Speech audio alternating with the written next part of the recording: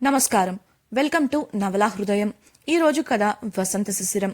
రచించిన వారు శ్రీమతి నవీన గారు. కథలోకి వెళ్లబోయే ముందు ఛానల్ను సబ్స్క్రైబ్ చేయడం మర్చిపోవద్దు. ఇక కథలోకి వెళ్ళిపోదాం.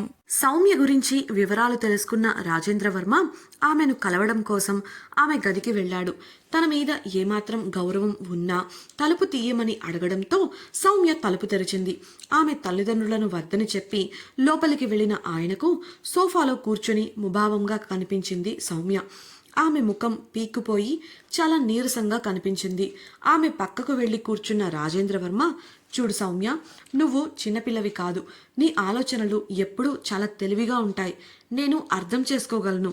నీ పెళ్లి విషయంలో జరిగిన సంఘటన నుండి నువ్వు బయటపడటానికి సమయం పడుతుంది. కానీ నువ్వు కూడా అందరిలా ఇలా వీక్గా ఆలోచిస్తావు అనుకోలేదు.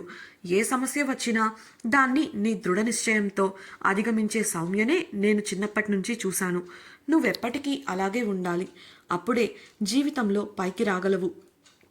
ఈ విషయం నీకు కూడా తెలుసు అని చెప్పి కాస్త ఆగాడు. సౌమ్య, తాతయ్య, నేను ఇప్పటికీ ఆ సౌమ్యనే. కాకపోతే నాకు కాస్త సమయం కావాలి. I also want to get back. ఈసారి వసంత విషయంలో ఇట్స్ జస్ట్ టేకింగ్ టైం అంతే అని చెప్పింది నీరసంగా. సారీరా, ఇదంతా నా వల్లే. అనవసరంగా నేనే నీ మనసులో ఆశలు రేపాను. కానీ ఏం చేస్తాం, పరిస్థితి మన చెయ్యి దాటిపోయింది. వాళ్ల పెళ్లి జరిగిపోయింది. బహుశా నీకోసం బెటర్ చాయిస్ ఎదురు చూస్తుందేమో. అలా అని ఇప్పుడే పెళ్లి గురించి ఆలోచించమని నేను చెప్పను. మొదట నువ్వు ఇలా ఉండటం మానేసి పూర్తిగా పాత సౌమ్యలా ఉండటానికి ప్రయత్నించు. అందుకోసం మేమంతా నీకు తోడుగా ఉంటాం. నీకు ఆ విషయంగా ఏ సాయం కావాలన్నా నేను చేస్తాను, ప్రేమగా ఆమె తల నిమురుతూ చెప్పాడు రాజేంద్రవర్మ. సరే అని తల ఊపి, ఇట్స్ ఓకే తాతయ్య, ఇక ఆ విషయాల గురించి మాట్లాడాలని కానీ ఆలోచించాలని కానీ నాకు కూడా లేదు. ఐఎమ్ ఫైన్ అని చిన్నగా నవ్వుతూ చెప్పగా రాజేంద్రవర్మ మనసు కాస్త శాంతించింది. ఇక లేచి సిద్ధమై కిందికి రా. నువ్వు ఇలా అయిపోతే మీ అమ్మా నాన్న ఎంతలా బాధపడుతున్నారో తెలుసా? వాళ్ళ ఆశలన్నీ నీ మీదే కదా అని రాజేంద్రవర్మ చెప్పడంతో 15 నిమిషాలు తాతయ్య, నేను వచ్చేస్తాను అని చెప్పింది సౌమ్య. ఇక అతడు గది నుంచి బయటకు వెళ్తుంటే అతడు వెళ్లే వరకు అతడినే చూస్తూ ఉన్న సౌమ్య అతడు వెళ్ళాక నిట్టూర్చి ఫ్రెష్ అవ్వడం కోసం వెళ్ళిపోయింది. ప్రేమ నివాసం. మత్తుగా నిద్రపోతున్న వాసుకు ఒక్కసారిగా మెలకువ వచ్చి కళ్ళు తెరవగా ఎదురుగా ప్రశాంతంగా నిద్రపోతున్న శిశిర రూపం దర్శనమిచ్చింది. ఒకే దుప్పటిలో తనకు ఆమెకు మధ్య గాలి కూడా చొరబడనంత దగ్గర కౌగిలిలో ముద్దుగా మత్తుగా నిద్రపోతుంది శిశిర. ఆమెను చూసిన వాసు పెదవులు విచ్చుకోగా ఆమె ముఖంపై పడుతున్న ముంగురులను సరిచేసి ఆమె నుదుటిపై ప్రేమగా ముద్దు పెట్టాడు. అంతలోనే ఏదో చిలిపి ఆలోచన తట్టి తన ఫోన్ తీసుకొని తన కౌగిలిలో నిద్రపోతున్న శిశిరను తనతో కలిపి సెల్ఫీ ద్వారా ఫోన్లో బంధించాడు వాసు. అప్పుడే అతడి ఫోన్లో 8 గంటల అలారం మ్రోగడంతో గబుక్కున దాన్ని ఆపి శిశిర వంక చూడగా ఆమె ఇంకా నిద్రపోతూనే ఉంది. రాత్రి తను పని వల్ల ఆలస్యంగా పడుకుంటే శిశిర చలి కారణంగా సరైన నిద్రపోలేదని అర్థమై ఆమెను ఇంకాసేపు నిద్రపోనివ్వాలని అనుకున్నాడు. ఆమెతో ఇలాంటి క్షణాలు చాలా అరుదుగా వస్తాయని తెలిసినా తప్పక వదలలేక ఆమెను వదిలి జాగ్రత్తగా చప్పుడు చేయకుండా ఫ్రెష్ అయి ఆ గది నుండి బయటకు వచ్చాడు. నేరుగా వ్యాయామం కోసం వెళ్ళిన అతడు వ్యాయామం చేస్తుంటే కిషోర్తో మాట్లాడి ఈరోజు చేయవలసిన పనుల గురించి కనుక్కున్నాడు. ఫోన్ పెట్టేస్తూ, గవర్నమెంట్ ప్రాజెక్ట్తో ఇవాళ మీటింగ్ ఉంది కదా, వస్తున్నావా? ఇంతకీ ఇప్పుడు మా చెల్లెల ఆరోగ్యం ఎలా ఉంది అని కిషోర్ అడగగా తను బాగానే ఉంది, నోరు తెరిస్తే పారిపోతా అని బెదిరిస్తుంది. అదంతా వదిలే, కానీ మీటింగ్ సమయానికి నేను వస్తాను. ప్రతిసారి వాళ్లను కలవడం కుదరడం లేదు. ఈరోజు మీటింగ్ నేను హ్యాండిల్ చేస్తాను, నాకు వివరాలు పంపు అని వాసు అనగా ఫోన్ కట్ చేసిన కిషోర్ కాసేపటికి డీటెయిల్స్ షేర్ చేశాడు. వాసు వ్యాయామం కొనసాగించి పూర్తి చేసుకొని క్రిందికి వచ్చి రెడీ అవ్వడం కోసం బాత్రూంకి వెళ్ళిపోయాడు. అతడు అద్దం ముందు సిద్ధమవుతున్న సమయంలో కొద్దిగా కదిలింది శిశిర. కానీ నిద్రలోనే పక్కకు తిరిగి పడుకోవడంతో తాను సిద్ధమై శిశిర దగ్గరకు వెళ్ళి ఆమె నుదుటిపై ముద్దు పెట్టబోయాడు వాసు. అప్పుడే శిశిర కూడా మత్తుగా బలవంతంగా కళ్ళు తెరవడానికి ప్రయత్నిస్తుంటే ఆమె నుదుటిపై ముద్దు పెట్టేసి, లేవకు, చాలా అలసటగా ఉన్నట్టున్నావు, కాసేపు నిద్రపో, నాకు ఆఫీస్లో ఇంపార్టెంట్ పని ఉంది, అది చూసుకొని వచ్చేస్తాను అని నవ్వుతూ చెప్పగా అప్పటికే ఇంకా నిద్రాదేవి ఆవహిస్తుండటంతో కళ్ళు మూసుకొని అని చిన్నపిల్లలా తలాడించి నిద్రలోకి జారుకుంది శిశిర. అలా చేస్తుంటే అతడికి ఆమె ఒక చిన్న పిల్లలా ముద్దుగా అనిపించి నవ్వుకున్నాడు.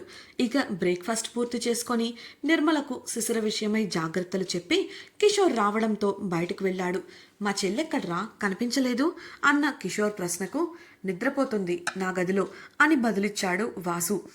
ఆహా అని రాగం తీస్తున్న కిషోర్ వంక కోపంగా చూస్తూ, మరీ ఎక్కువ ఆలోచించకు, విశ్రాంతి తీసుకోవే అంటే వినకుండా ఇష్టం వచ్చినట్లు చేస్తోంది.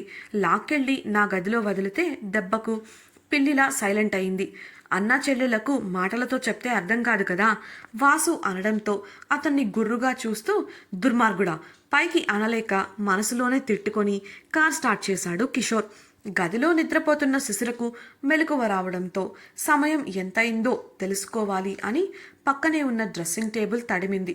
అక్కడ ఫోన్ లేకపోవడం తెలిసి కళ్ళు బలవంతంగా తెరిచిన ఆమెకు తాను వాసు గదిలో ఉన్న విషయం గుర్తొచ్చి చటుక్కున మంచం దిగి చుట్టూ చూసింది. కానీ అక్కడ వాసు కనిపించక గోడ గడియారం వంక చూడగా సమయం 11:30 అని ఉండటం చూసి, వామ్మో ఇదేంటి ఇంతసేపు పడుకున్నాను, అది కూడా ఆయన గదిలో అనుకుంటూ గబగబా బయటకు అడుగులు వేసింది. నిర్మల ఆమెకు ఎదురొచ్చి, మీకు బ్రేక్ఫాస్ట్ గదికి తీసుకురమ్మంటారా మేడం అని అడగగా, ఆంటీ వాసు గారెక్కడా అతని కోసం వెతుకుతూ అడిగింది శిశిర.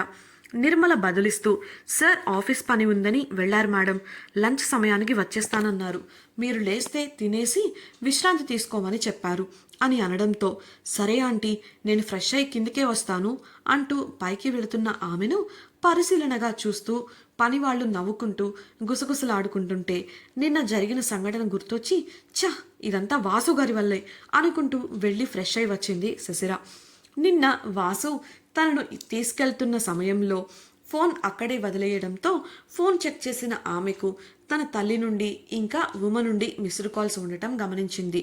దాంతోపాటు వాసు నుండి మెసేజ్ కూడా, ఇంపార్టెంట్ మీటింగ్ కోసం ఆఫీస్కి వెళ్తున్నాను, అవ్వగానే వచ్చేస్తాను, పిచ్చి పిచ్చి ఆలోచనలు చెయ్యకుండా తినేసి విశ్రాంతి తీసుకో, నీ బ్యాగ్ ఇప్పటికే సాయంత్రం తీసుకెళ్లడం కోసం సిద్ధంగా ఉంది, కలిసి లంచ్ చేద్దాం అని. అప్పుడు చూసుకుంది శిశిర. తన మంచంపై నిన్న తాను పెట్టిన బట్టలు వస్తువులు ఏవీ లేవు. చుట్టూ చూడగా ఓ పక్కన అన్నీ బ్యాగ్లో సర్ది పక్కకు పెట్టి ఉన్నాయి. అంతేకాకుండా గత 3 రోజులుగా అతడు ఆఫీస్కి కూడా వెళ్లకుండా ఇంట్లోనే ఉండి తన గురించి శ్రద్ధ తీసుకుంటున్నాడు. అతడు తన విషయంలో ఎంత సీరియస్గా ఉన్నాడో అర్థమవ్వగా ఎందుకో మనసుకు సంతోషంగా అనిపించింది ఆమెకు. చిన్నగా నవ్వుకొని కిందికి రాగా లైట్గా బ్రేక్ఫాస్ట్ చేసి నిర్మల వద్దంటున్నా వినకుండా వంటగదిలోకి వెళ్ళి తన పాకశాస్త్ర ప్రావీణ్యాన్ని బయటపెట్టింది. ఆమె వంట చేస్తూనే తన తల్లి ఇంకా ఉమలతో మాట్లాడేయగా వంట పని పూర్తవ్వగానే అన్నింటినీ డైనింగ్ టేబుల్ పైకి సర్దించి తాను ఫ్రెష్ అవ్వడం కోసం గదికి వెళ్ళిపోయింది. వాసు రావడం ఆలస్యం కావడంతో బుక్ తీసి చదివే పని మొదలుపెట్టింది శిశిర. చదువులో మునిగిపోయిన ఆమెకు సమయం గడిచింది కూడా తెలియలేదు. బాల్కనీ తెరిచి ఉండటంతో 3 అవుతుండగా కార్ వచ్చిన శబ్దానికి బుక్ పక్కన పెట్టి కిందికి వచ్చిన ఆమెకు కిషోర్తో మాట్లాడుతూ లోపలికి వస్తూ కనిపించాడు వాసు.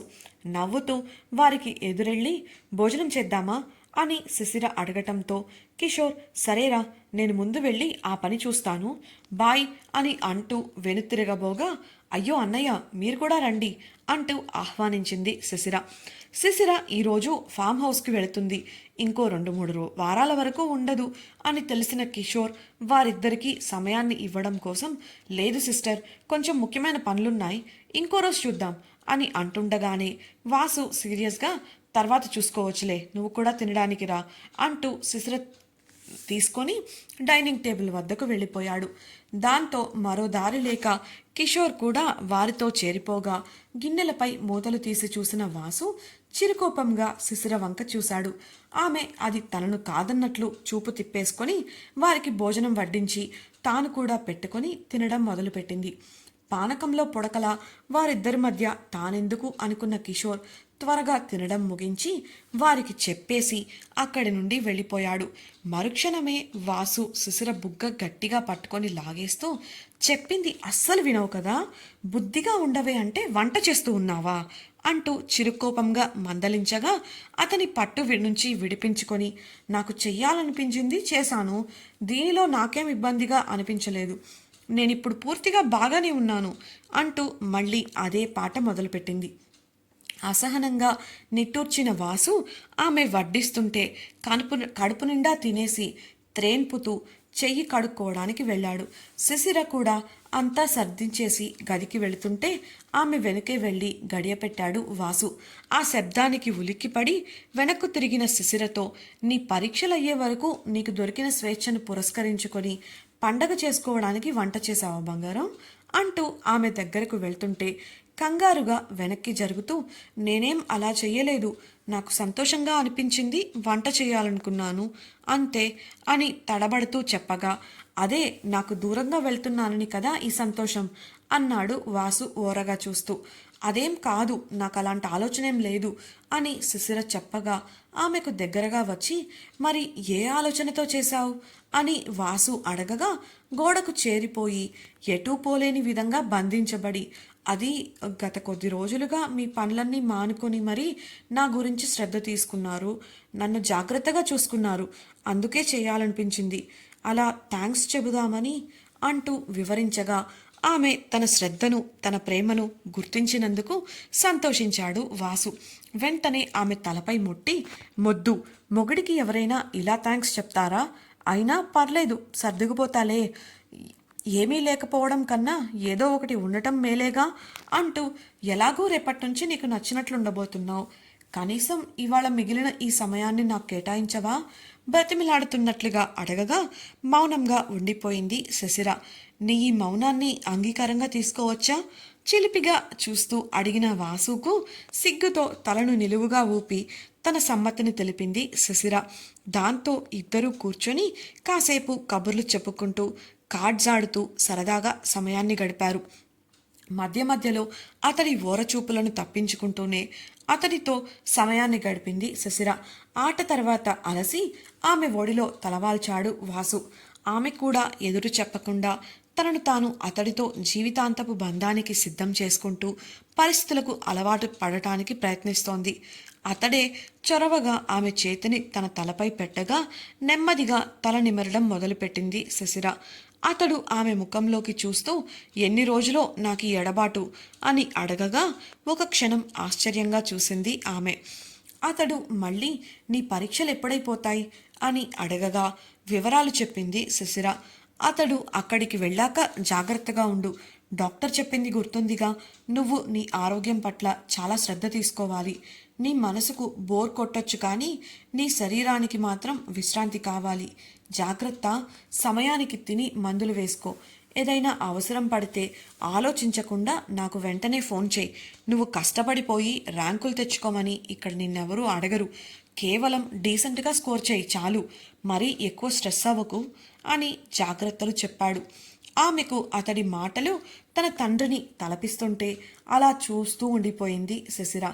ఆమె తననే చూడటం చూసిన వాసు ఆగలేక ఒడిలోంచి లేచి క్షణం పాటు ఆమె పెదవులను ముద్దు పెట్టి వదిలి మళ్ళీ ఆమె ఒడిలో వాలిపోయాడు. అతడి చర్యకు మొదట ఉలిక్కిపడినా మరుక్షణంలో సిగ్గుతో తల పక్కకు తిప్పేసింది శశిర. ఏమీ మాట్లాడకుండా ఎదురు చెప్పకుండా ఉన్న ఆమెను అలా చూసి ఒకంత ఆశ్చర్యం కలిగిన మరుక్షణంలోనే అతడి పెదవులు సంతోషంతో విచ్చుకున్నాయి. ఆ ఆనందంలో ఆమె తల నిమురుతుంటే అతడి కళ్ళు నెమ్మదిగా మూతలుపడ్డాయి. వెంటనే ఆమెను ఫామ్ హౌస్లో డ్రాప్ చేయాల్సిన విషయం గుర్తొచ్చి ఉలిక్కిపడి కళ్ళు తెరిచి వాసు సమయం చూసి, శిశిర టైం అవుతుంది కదా, రా వెళ్దాం అని అనగా అప్పటికే అతడిని నిద్ర ఆవహించడం చూసిన శశిర, మీరు కాసేపు పడుకోండి వాసుగారు, తర్వాత వెళ్దాంలే అంటున్నా వినకుండా ఆమె సామాను తీసుకొని కిందికి వచ్చాడు వాసు. ఆమె కూడా తన కాలేజ్ బ్యాగ్ తీసుకొని కిందికి రాగా వెంటనే బయలుదేరారు ఇద్దరు. కార్ ఆగడంతో బయటకు చూసిన శిశిర నొసలు చిట్లించి వాసు వంక చూడగా చిలిపిగా నవ్వాడు అతడు. ఇప్పుడిక్కడికి ఎందుకు తీసుకొచ్చారు వాసు గారు అని శిశిర అంటున్నా వినకుండా ఆమెను తీసుకుని లోపలికి వెళ్ళాడు వాసు. ఇక మరో దారి లేక శిశిర కూడా అతడిని అనుసరించగా అతడు చేసిన పనికి అతన్ని అనుమానంగా చూసింది శిశిర. ఇంతకీ వారెక్కడున్నారు? వాసు చేసిన పనేంటి తెలుసుకోవాలనుకుంటున్నారా? అయితే రాబోయే ఎపిసోడ్స్ తప్పకుండా వినేయండి. ఛానల్ను సబ్స్క్రైబ్ చేసుకోవడం ద్వారా అప్డేట్స్ని పొందండి. మీకు ఈ నావెల్ నచ్చినట్లయితే వీడియోని లైక్ చేసి మీ సన్నిహితులతో షేర్ చేయండి. మీ అభిప్రాయాలను మాతో పంచుకోవడం కోసం కామెంట్ సెక్షన్లో తెలియజేయగలరు. ఇట్లు మీ నవలా హృదయం టీమ్.